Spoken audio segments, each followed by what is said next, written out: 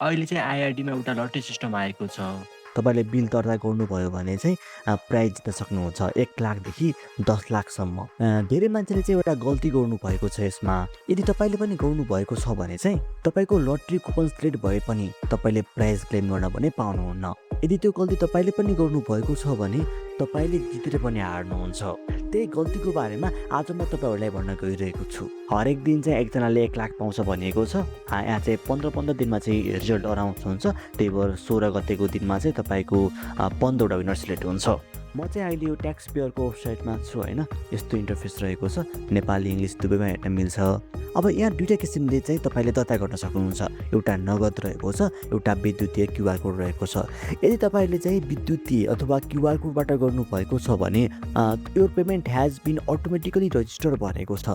तपाईँको पेमेन्ट चाहिँ automatic resistor भएको छ ओके। यदि तपाईँले क्यास दिएर चाहिँ बिल लिनु भएको छ भने त्यो बिलको नम्बरहरू तपाईँले यहाँ फिल गर्नुपर्ने हुन्छ। तर यदि तपाईँले क्युआरबाट पेमेन्ट गर्नुभएको छ भने यहाँ आएर दर्ता गर्नु पर्दैन। तर तपाईँले चाहिँ बिल चाहिँ लिनु नै पर्छ। तपाईँले यहाँ यो वेबसाइटमा आएर यसरी bill number, serial PAN number, total amount, name, mobile number, address यो चाहिँ हानिराख्नु पर्दैन। तपाईँको अटोमेटिक तपाईँको इसेवा होस् अथवा ब्याङ्कमा होस् त्यो कुपन कोड अटोमेटिक देखाउँछ, अटोमेटिक रजिस्टर हुन्छ। तर तपाईँले क्युआरबाट पेमेन्ट गरिसकेपछि बिल माग्न जरुरी छ। तपाईँले त्यो बिल बिना चाहिँ प्राइजलाई क्लेम गर्न पाउनुहुन्न। तपाईँसँग टिकट त हुन्छ, त्यो पेमेन्ट गरिसकेपछि टिकट त आउँछ। तर त्यो टिकटै जित्यो भने तपाईँले प्राइज दिनको लागि ओरिजिनल बिल सो गर्नुपर्छ।